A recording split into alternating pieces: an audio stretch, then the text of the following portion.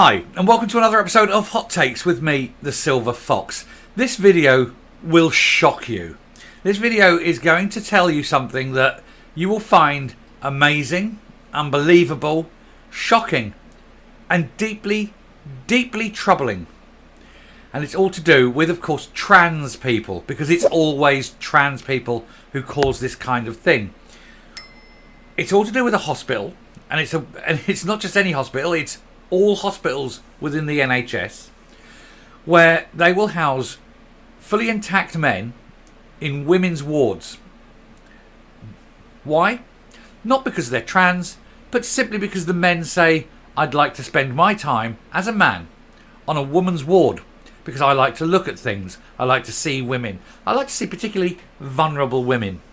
Know then that when at night and whatever, and I have access to that ward, and everything is going to be fine for me. Where is the care? Where is the safety? Who is looking out for women in hospital? Because it's certainly not the NHS. This is a shocking video. The truth must get out. So I would ask you at this stage to like this video. The more likes you get, the further this video will travel, the more people will see it. So please, if you're watching this video, please hit the like button. You are going to be astounded by this. Here goes. Right, so this is an absolutely astounding headline. Anger at NHS guidance that lets patients, and by patients we mean men, who temporarily identify as female, share single-sex NHS spaces. That means literally, I could go to hospital and say, oh, you've got to come in, and I'm in the mood for a bit. I tell you what, today I'm a lady. I'd like to spend the night in a ladies' ward, in a female ward. And the hospital say, certainly, that will be fine, miss. And there I go, and sit in a ladies' ward at night, in the dark, when it's quiet, with all these very vulnerable women. And I can do anything. And when the police ask the next day that they've had a complaint of, a woman being sexually molested or whatever, the hospital said, well, that's not possible because we've only got ladies in this ward, because they wouldn't allow a man in there. And so therefore any man that pretends to be a woman is deemed a woman by the NHS, and they can get on and do anything they like. There is zero safeguarding, none at all. They are putting vulnerable women directly in harm's way because they have fallen foul of the basically organised crime racket that is trans rights. And if you don't completely agree with them, you're castigated, and it is absolutely imperative that we fight this at every inch of the way. Why should a man who just says, I'll be a lady today, put me in a ladies' ward overnight, why should that be allowed? Simply this: if you really want to go into a ladies' ward, fine, you're in a hospital anyway, let them take your cock and balls off right there and then. And once they're off, then fine, you can spend the night in a ladies' ward. But that's the only way that that's going to happen. And let's see how many of these mentally deranged men want to pretend to be ladies anymore. And there is something that's being said, which we're about to go into, which I want to turn completely 180 degrees around. Anyway, the Health Secretary faced pressure tonight to scrap shocking rules that mean patients who only occasionally identify as women who can share female-only hospital wards.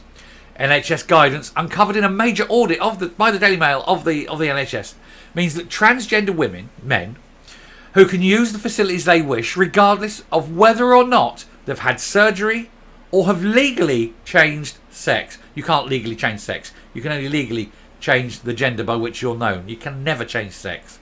You are inherently what you are.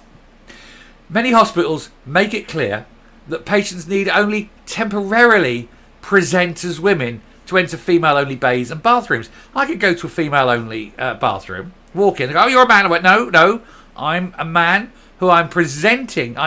In my mind, I'm a woman. I'm only presenting as a man because I'm actually a man who was pretending to be a woman who is presenting as a transgender man. That's what you can do. And there is nothing they can do to stop it, because the moment they make any kind of action against it, you get in the likes of Stonewall going, no, transphobes, no. Personally, I'd line them all up and get rid of them. One NHS trust policy states people who are not living full-time as a woman have been on women's wards with no issues at all. Have you inquired as to whether the real women on that ward want that? Have you only suggested that there's no issues because nobody dare speak up? How about actually asking the women in advance would they allow a man onto the ward? Some liken anyone who objects to this policy as being racist. No. Not liking someone because of the colour of their skin is a bad enough thing, but it has got nothing to do with not wanting a man in a female-only space. That is completely different, and it isn't racism. And in fact, it's the other way round. Any organisation that bends the knees to these people needs to be prosecuted for endangerment.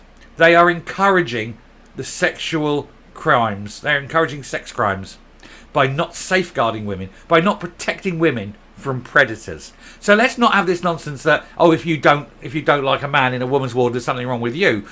Let's put it this way. Anyone who allows a man onto a women's ward needs to be prosecuted for endangerment. They say that while others make it clear that if another patient complains, in other words, if you're a patient, if you're a woman, vulnerable, ill, in a ward of women, in a women's ward, and you complain that they've just put up there a 6'4" burly man in the bed opposite you, who's going to spend the night in a bedroom, in a room, in a ward filled with women, and you complain, you are the one that they move, not the man. How is this possibly right? Campaigners warn it makes a mockery of very strict rules that ban hospitals from placing men and women in neighbouring beds. They want the Health Secretary, Steve Barclay, to take urgent action after a review was launched 2 years ago amid concerns about the policy. But it was never published. They kept it quiet. They buried it, and they buried it deep because they knew how bad it was. An investigation by this newspaper into the extent to which woke gender ideology has infiltrated the NHS can also reveal midwives are told that they could harm trans people who have given birth by calling them mother. I'm afraid mothers are the only people who can give birth. If you've given birth, you are a mother. Regardless of what goes around in your tiny, fucked up brain, you are a mother. Staff are given long lists of baffling terms from abrosexual to third-gendered, but there are no third genders. Some of which have been written by lobbying groups such as Stonewall. Stonewall is an organisation set up to give gay people the same rights as everyone else. That's been achieved. There is no reason for Stonewall to exist, and they should close. But what they've done now is they say, oh, well, we don't actually give a shit about gay people anymore. In fact, gay people are anathema to Stonewall and transgender people. Transgender people and gay people are not the same. This LGBT shit is utter that. Because after the B, it should end. Because they, the trans, actually hate lesbians. I'm a man and I dress up and call me Susan and I want to have a lesbian relationship. What he means is he's a straight man with a lady clothes fixation. But he wants to pocket his cock into a lady. But the lady in question, who's a lesbian, doesn't want any of that, thank you very much. Why should she be forced to accept that? Because the man calls himself a woman. No. And then, of course, what happens then is all the trans say, oh, all you lesbians, you're all transphobic. You don't want a bit of cock. You couldn't make it up. But this is true. This is actually what's happening. Anyway, official policies misstate equality law, experts say, as well as ignoring women's rights and gender-critical beliefs. Gender-critical beliefs should be the only beliefs. Anything that allows a man onto a woman's ward is quite clearly wrong. Leading campaigner Maya Forstater, Executive Director of Sex Matters, says these policies are shocking. They put the health of transgender patients at risk and undermine the rights of everyone else. If there is one place where it should be obvious that no one should be confused about a person's sex, it's when they are receiving medical treatment. She went on, these hospital policies have clearly been developed by ideologically committed staff who've been captured by the process.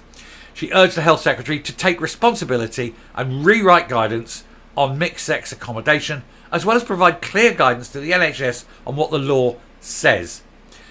Heather Binning, founder of Women's Rights Network, said in 2010 the government announced it would end the indignity of mixed-sex wards, and yet they are now being organised by gender rather than sex. and so mixed sex wards are back. Former Cabinet Minister Ranil Jayawardena said for any part of the NHS to issue diktats to their staff that put biological males on female wards is wrong.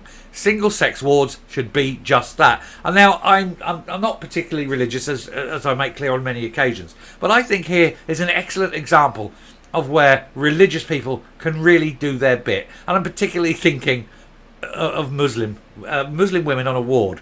And we need to see the Muslim women on a ward complain and say it's anti-Islamic. And then you'll see the look of sheer fucking panic in the eyes of these weirdos who are putting men on women's wards. They will not know what to do. Because you can say you're I'm homophobic, or I'm transphobic, or I'm this, or I'm that, or I'm racist. But the moment you say anti-Islamic, little assholes do that. They twitch, don't they? They twitch. And these buggers will twitch their assholes unbelievably. Mixed sex wards were banned in 2010 in order to protect patients' dignity until the rules were quietly relaxed in 2020 because shitting themselves, scared. Oh look, don't want to be called a phobe and a transphobe and all that bullshit. If you've got balls, you're a man on the man's ward. Off you go, take your cock and fuck off. Annex B to the NHS England's 2019 guidance on delivering same-sex accommodation made it clear that placing transgender women, men, who were born male, men, on a female ward did not count as a breach. How can that possibly be true? How can a man who was born a man and now wears a little bit of lady face... Now, they moan about people putting on black face or yellow face and things like that, and they're saying that's wrong. Surely, putting on lady face is equally wrong, yeah? You're a bloke. I don't care. Call yourself Susan, don't give a shit, but you ain't going on a ward, you know, and you ain't going into the women's changing rooms. Take your cock and fuck off. It's as simple as that. In 2010, the then Health Secretary Sajid Javid vowed to look again at the guidance after it emerged that some trusts even allow male sex offenders on female-only wards.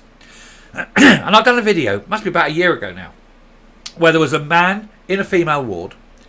He was a known sex offender, and then overnight arred a woman on that ward. When the police went to investigate, the NHS said there were no men on that ward. The NHS actively encouraged and then protected a man who committed a sexual offence against a woman. A severe sexual offence. The NHS covered it up and protected the perpetrator because they didn't want to be seen as being a bit offensive to the mentally ill that they are dealing with. This is what's happening in the NHS. They are facilitating the sexual molestation and attacks on women. They're facilitating it. They're providing a safe space for these men to perform these acts. And no one is questioning it.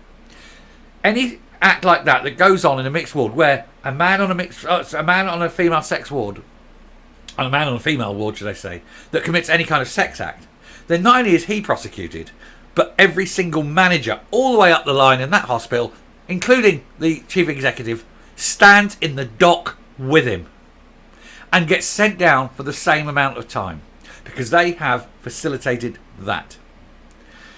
A source close to Mr Barclay said the Health Secretary shares the intense frustration of NHS patients and the wider public at the slow progress on single-sex wards. Now, there's no slow progress. Right now, bang, issue it. No men, regardless of how they identify, will ever be on a female ward. Any manager or ward sister or anyone who's responsible who allows a man onto a female ward, we're not talking visitors here, we mean it as patients, will be prosecuted for the endangerment of women. And make it tonight, 24 hours, midnight tonight, that's when that law comes in. Things will change pretty damn sharpish, especially when you get the first 2 or 3 of them up in court for endangerment. And they're talking about all protecting the dignity of people. Well, I don't give a shit about the dignity of a man who wants to spend night in a room filled with vulnerable women. His dignity ends the moment he wants that. The women must be protected. The Mail sent freedom of information requests to every NHS hospital trust in England, with 65 responding to confirm they allowed men to use the facilities of their choice. Not one of them, of those 65, were protecting women. I'm not going to carry on with it because it's all just gup and people saying this, that and the other. But it is absolutely astounding that they are allowing men just to go in and spend the night in a ward full of vulnerable women because the hospitals are too scared of the mentally ill. We need this to stop. Write letters, contact your MP, contact your counsellors, everything. Write to your hospital, tell them that what they're doing is aiding and assisting the sexual offences against women. I'll stop now, I'll come up. Who'd have thought we'd be sitting in an era where this was even a thing? Who is safeguarding the women in a hospital? It's certainly not the NHS, and this actually ultimately goes to the minister. So Steve Barclay is ultimately responsible for endangering women. Is that what this comes to? Ultimately, of course, it's actually Rishi Sunak. He's the Prime Minister. He's the head of the government that oversees this policy. It's actually there. It is governmental policy to endanger women and to give trans men, these weird mentally ill men, more rights than anyone else. Because I, as a normal man, couldn't request that, and they can. So the trans have got more rights than everyone else. Women can't request to go into a man's ward because it's illegal. But mentally ill men who want other people to join them in their pretense that they're women are saying that they can do this. It's wrong. It needs to stop. And what you need to do is start prosecuting people for endangerment. And you can start with Rishi Sunak and work your way all the way down to the littlest nurse on a ward. Because I'm holding them all responsible. Because every nurse there, every staff sister, everyone, every single person, their one job is to safeguard people. And the one thing they're not doing by putting a man on a woman's ward is safeguarding the women on that ward. And so they're all guilty.